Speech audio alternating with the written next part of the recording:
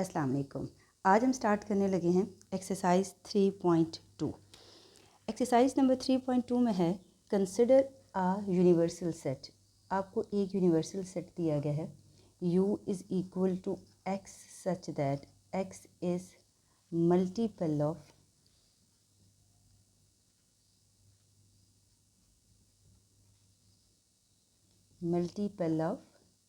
To and, यानी कि multiple of 2 तो हो, लेकिन अब आगे रिस्ट्रिक्शंस दी गई हैं 0 less than x less than and equal to 30। अच्छा, ये इसकी है सेट बिल्डर नोटेशन है। अब हमने सबसे पहले इसको टेबुलर फॉर्म में लेके आना है, मतलब नंबर्स की फॉर्म में लेके आना है। तो इस u में वो हमसे क्या डिमांड कर रहा है? हमसे एक ऐसा वेरिएबल या ऐसे नंबर्स वो डिमांड कर रहा है जो मल्टीपल ऑफ 2 हो, और उनकी रिस्ट्रिक्शंस क्या हैं कि वो 30 से कम हो। 2 के मल्टीपल्स तो बहुत सारे हैं, तो हम 2 का टेबल काउंट करना शुरू करेंगे। 2, 4, 6, 8, 10, 12, 14, 16, 18, 20, 22, 24, 26, 28 एंड 30। ये आपकी टेबुलर फॉर्म में इस यूनिवर्सल सेट को हमने कन्वर्ट कर दिया। मीन्स कि these are all multiple of 2 which is less than 30। Next आपके पास जो क्वेश्चन में है सेट दिया गया है वो है आपके पास ए के बारे में ये भी सेट बिल्डर नोटेशन में, और ये इस तरह बताया गया कि x सच दैट कि x is a multiple of what, is a multiple of 6। Means कि अब हमने किसका टेबल काउंट करना है? 6 का। यहाँ पे आप देख रहे हैं कि 6 में उसने लिमिटेशंस नहीं दी, तो आपको क्या लगता है कि क्या वाकई लिमिटेशंस नहीं होंगी? नहीं, इसमें लिमिटेशंस हैं, क्योंकि सबसे पहले क्या बताया गया? Universal set. तो ज़ाहिर सी बात है ये यूनिवर्सल सेट किसका है? ये अंडर कंसिडरेशन सेट का है। तो अब अंडर कंसिडरेशन सेट इसके कौन कौन से हैं जो इसके अंदर जो इसके मातहत हैं, जो इसके अंडर कंसिडरेशन काम कर रहे हैं, वो हैं ए और बी। तो सबसे पहले हम ए लिख रहे हैं, तो A is a multiple of 6 है, यानी 6 का टेबल काउंट करना है, लेकिन वो आप 30 से बाहर नहीं जा सकते। तो 6, 12,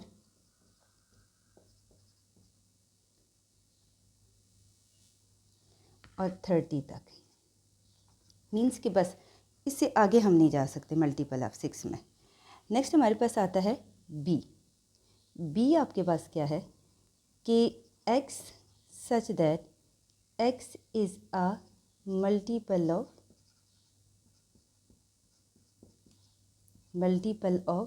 8। मल्टीपल ऑफ 8 का क्या मतलब है कि आपने 8 का टेबल काउंट करना है। तो आप 8 का टेबल काउंट कर लें, 16 और 24।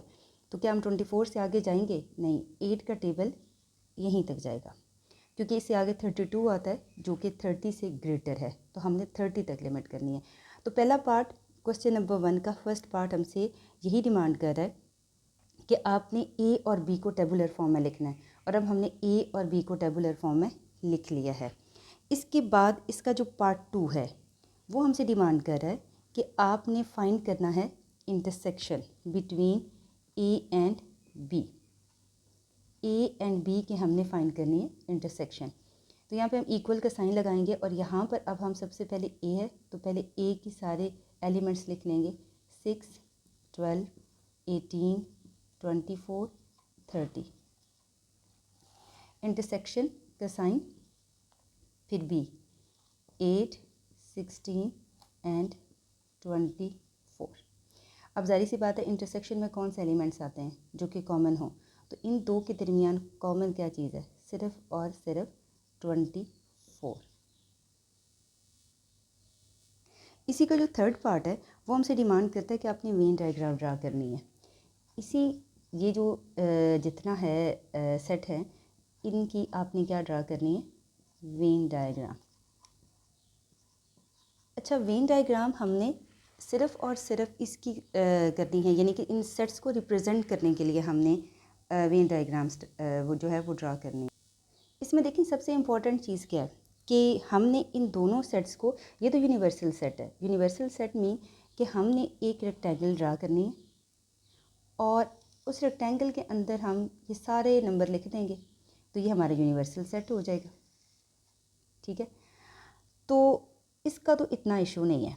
असल मसला ये है कि इनके अंदर जो सर्कल्स होंगे उन सर्कल्स की क्या शेप होगी, वो किस तरीके से ड्रा होंगे। अब देखिए ए के सबसे पहले हमने देखना है कि क्या ये डिसजॉइंट सेट हैं, ओवरलैप सेट हैं, या फिर ये इनकी कंडीशन आपस में क्या है, या ये सब सेट्स हैं, ये हैं क्या।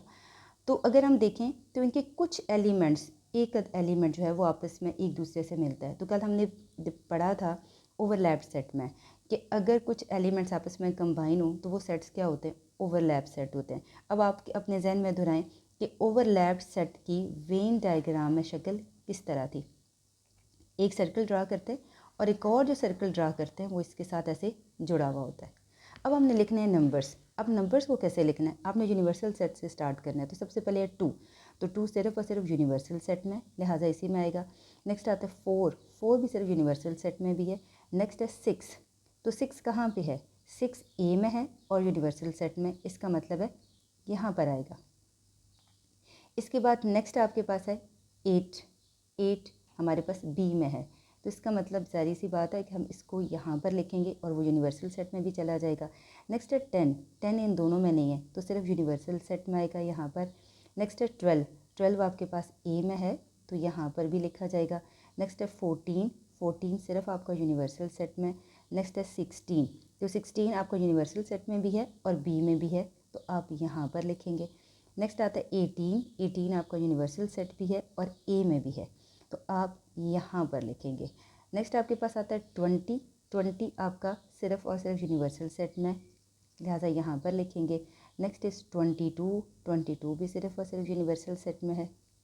नेक्स्ट वन इज़ 24, तो 24 देखें किस किस में है, यूनिवर्सल सेट में भी है, ए में भी है तो बी में भी है, तो ये जो हमारा कंबाइन ओवरलैप्ड हिस्सा है यहाँ पर हम लिख देंगे। नेक्स्ट इज़ 26, 26 सिर्फ और सिर्फ यूनिवर्सल सेट में। नेक्स्ट आता है आपके पास 28, तो 28 भी हमारा सिर्फ और सिर्फ यूनिवर्सल सेट में है। And the last one is 30, तो 30 हमारा ए में भी है और यूनिवर्सल सेट में भी है, लिहाजा इसको यहाँ पर लिखेंगे। तो इस तरीके से आपने एक वेन डायग्राम बनानी है। अच्छा, मैंने तो ये नंबर सिर्फ यहाँ पर सीक्वेंस वाइज ऐसे यहाँ पर लिख दिया, आप चाहें तो ये नंबर यहाँ पर लिखें, यहाँ पर लिखें, यानी यूनिवर्सल सेट के नंबर आप कहीं भी लिख सकते हैं। इसी तरह बी के नंबर जो हैं वो बी के अंदर आप यहाँ पर इस जगह पर किसी और तरीके से भी लिख सकते हैं। तो ये तरीका है बेसिकली वेन डायग्राम एक्सप्लेन करने का। क्वेश्चन नंबर 3 देखें, X P is equal to X such that कि X is a prime number and which is between 0 and 20 but 0 is not including here. 0 यहाँ शामिल नहीं है क्योंकि ये कह रहा है 0 is less than x, means कि x इज़ ग्रेटर दैन 0। 0 से बड़े जो भी प्राइम नंबर हैं और 20 तक सारे पॉजिटिव प्राइम नंबर अपने 20 तक लिखने हैं। तो आप कहाँ से शुरू करेंगे, 2, next is 3, 5, 7, next is 11, 13, 17 and 19। तो ये आपके नंबर होंगे पी में। क्यू में वो कहता है कि आप फाइंड करें कि एक्स सच दैट कि X is a divisor of 210, यानी कि एक ऐसा नंबर जो 210 को डिवाइड करता हो, लेकिन वो नंबर जो है लेस देन और इक्वल टू होना चाहिए 20 और 0 उसमें इन्वॉल्व ना हो। हमने सिर्फ वो नंबर ढूंढने हैं जो कि 2 को डिवाइड करते हैं, 210 को आप डिवाइड करते हैं। और अगर इसमें आप देखें तो डिवीजन कुछ रूल्स होते हैं, जो अगर आप कहें तो फिर मैं आपको शेयर भी कर दूंगी कि 210 को क्या चीज़ डिवाइड। तो इसके लिए सबसे पहला जो नंबर होगा, कुछ रूल्स होते हैं जिससे हमें पता चल जाता है कि 210 पे कौन कौन से नंबर डिवाइड करते हैं। तो पहला जो है वो आएगा 2, फिर इसका डिवाइज़र होगा 3, फिर होगा 5, 10, 14 एंड 15, राइट। आपने पी को भी टेबुलर फॉर्म में लिख लिया, क्यू को भी टेबुलर फॉर्म में लिख लिया। अब आपने सिंपल सा काम करना है। इसका पार्ट 1 है P union Q। Obviously you know कि P यूनियन Q में क्या होगा, तमाम एलिमेंट्स P और Q के आ जाएंगे। और दूसरी चीज़ है P इंटरसेक्शन Q। तो P इंटरसेक्शन Q में क्या होगा, इन दोनों के दरमियान जो कॉमन एलिमेंट्स हैं वो सिर्फ आएंगे, जैसे कि 2, 3, 5, ये इसके इंटरसेक्शन में आएंगे। और ये चीज़ आप लोगों ने ख़ुद सॉल्व करनी है कि P यूनियन Q में कौन से एलिमेंट्स आएंगे और P इंटरसेक्शन Q में कौन से एलिमेंट्स आएंगे।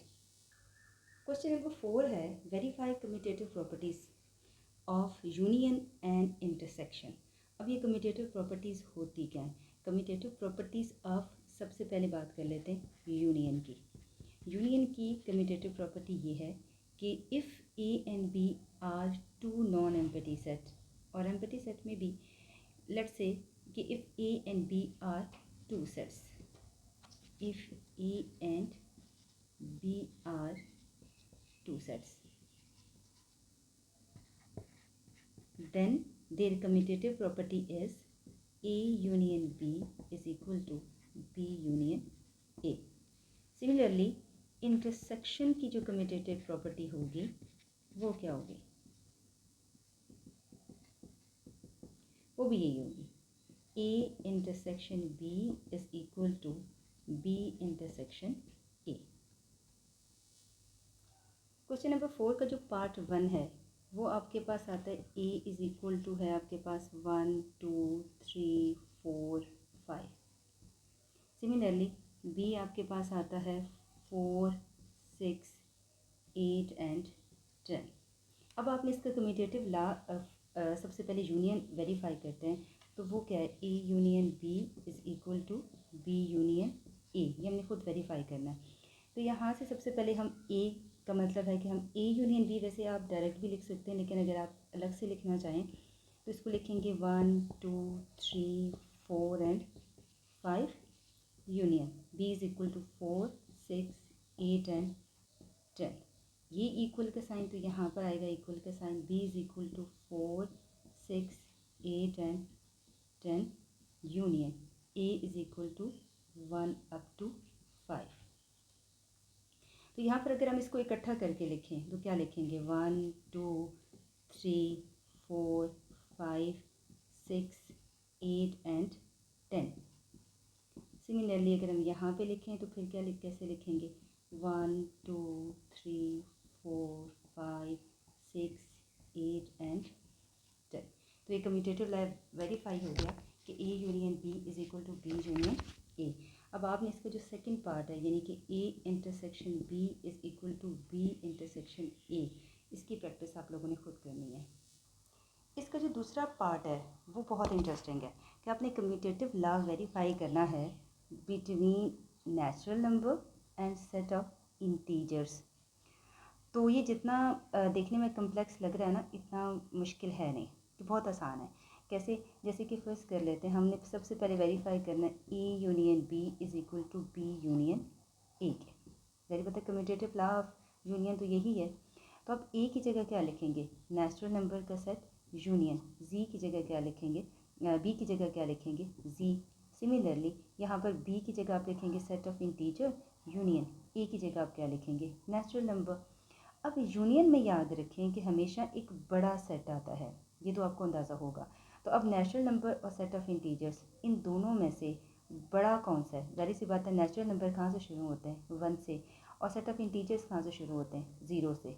तो ज़्यादा एलिमेंट्स इसमें होंगे, इसलिए आपका आंसर क्या आएगा, Z। एंड सिमिलरली यहाँ पर भी यही केस होगा। अब बात करते हैं कम्यूटेटिव ला ऑफ इंटरसेक्शन की, जो कि है A intersection B is equal to B intersection A। इसको वेरीफाई करना है। जब हम इसको वेरीफाई करने के लिए इनके यानी कि A की जगह हम नेचुरल नंबर एंड B की जगह सेट ऑफ इंटीजर्स, B की जगह सेट ऑफ इंटीजर्स और A की जगह नेचुरल नंबर लिखेंगे, तो फिर क्या होगा, अब हमने क्या करना है, नेचुरल नंबर और सेट ऑफ इंटीजर्स, इन दोनों में से छोटा नंबर कौन सा है, किस में नंबर ऑफ़ एलिमेंट्स कम है। नंबर ऑफ़ एलिमेंट्स तो दोनों में, लेकिन किस में नंबर ऑफ़ एलिमेंट्स कम है, तो नंबर ऑफ़ एलिमेंट्स कम होते हैं सेट ऑफ नेचुरल नंबर में, क्योंकि सेट ऑफ नेचुरल नंबर शुरू होते हैं 1 से और सेट ऑफ इंटीजर्स शुरू होते हैं 0 से। तो ज़ाहिर सी बात है कॉमन चीज़ों में हमारे पास कम चीज़ आती है, तो हमारे पास जो यहाँ आंसर आएगा वो क्या आएगा, नेचुरल नंबर। सिमिलरली यहाँ पर भी इन दोनों के इंटरसेक्शन से आंसर क्या आएगा, नेचुरल नंबर। और ये वेरिफिकेशन हो जाती है commutative law of union and intersection. Question number 4 का थर्ड पार्ट भी थोड़ा ट्रिकी देखने में लगता है, लेकिन ये इतना डिफ़िकल्ट नहीं है। इसमें जस्ट हमने वेरिफिकेशन करनी है इनके commutative law of intersection and union की। तो इन दोनों में से सिर्फ हमने ये देखना है कि इसमें से कौन सा सेट है जिसमें ज़्यादा एलिमेंट्स हैं और कौन सा एलिमेंट है जिसमें कम एलिमेंट है, क्योंकि पहले में भी रियल नंबर से ही बिलोंग करता है और सेट बी तो है ही पूरे का पूरा रियल नंबर, लेकिन पहले वाले में थोड़ी सी रिस्ट्रिक्शंस हैं, means it is must be greater than और इक्वल टू ज़ीरो, वो लेस देन ज़ीरो या ज़ीरो नहीं हो सकता, लेस देन ज़ीरो नहीं हो सकता। लेकिन इसमें सारे रियल नंबर्स हैं, पॉजिटिव भी नेगेटिव भी सारे रियल नंबर हैं, तो इसलिए ये एक बड़ा सेट है, ज़्यादा नंबर ऑफ़ एलिमेंट्स वाला सेट है, और ये आपके पास कम एलिमेंट्स वाला सेट है। तो ऑब्वियसली फिर तो क्लियर हो जाती है बात, A union B is equal to B union A को जब हम वेरीफाई करेंगे तो ज़ाहिर सी बात है इसमें एलिमेंट्स हमारे पास कहाँ से स्टार्ट हो रहे हैं, ज़ीरो से ऑनवर्ड स्टार्ट हो रहे हैं। तो इसको बेशक अगर आपने टेबुलर फॉर्म में लिखना है तो आप यूँ भी लिख सकते हैं, 0 up to 1 up to so on, ठीक है। यूनियन, इसमें कौन से नंबर होंगे, इसमें तो ज़ीरो से भी बहुत बाद वाले नंबर होंगे, ज़ीरो भी होगा, +-1 +-2 अप टू सो ऑन होंगे, ठीक है। सिमिलरली इसको भी अगर आप एक्सपेंड कर लें तो इसमें भी 0 +-1 +-2 अप टू सो ऑन सारे नंबर होंगे।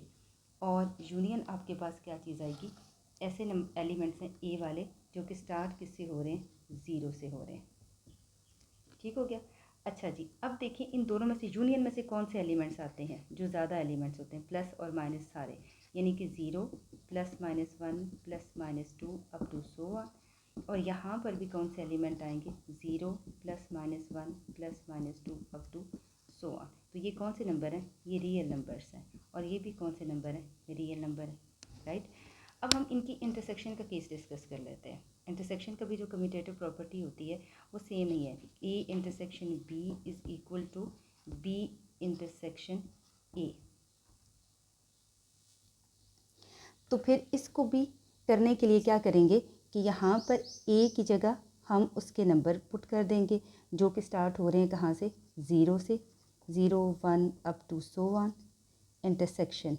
और बी के नंबर कहाँ से शुरू हैं, सारे रियल नंबर हैं, मीन्स इसमें पॉजिटिव भी नेगेटिव भी सारे नंबर हैं।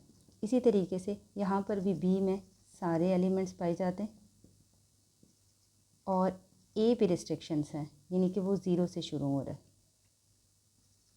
तो फिर हमारा यहाँ पर आंसर क्या आएगा, हमारा आंसर होगा 0 और सिर्फ पॉजिटिव नंबर। और यहाँ पर भी ऐसे ही होगा इंटरसेक्शन में, क्योंकि कॉमन नंबर लेने हैं तो हम नेगेटिव नंबर नहीं ले सकते। तो ये चीज़ किस से बिलोंग करती है, ये बिलोंग करती है इससे, यानी कि ये हमारे पास रिस्ट्रिक्शन है, x such that x belongings to r and x is greater than और इक्वल टू 0। सिमिलरली यहाँ पर भी हम लिख सकते हैं x such that x belonging to r and x is greater than और इक्वल टू 0। तो ये दोनों साइड्स आपकी वेरीफाई हो जाती हैं, यूनियन के लिए भी और इंटरसेक्शन के लिए भी। क्वेश्चन नंबर 5 में वो हमें ये कहता है कि u की वैल्यू है आपके पास कुछ इस तरह ABCDEF से लेकर J तक, और A आपके पास है ABCDGH और B आपके पास है CDEF और J। आपने वेरीफाई क्या करना है, डिमॉर्गन्स लॉ।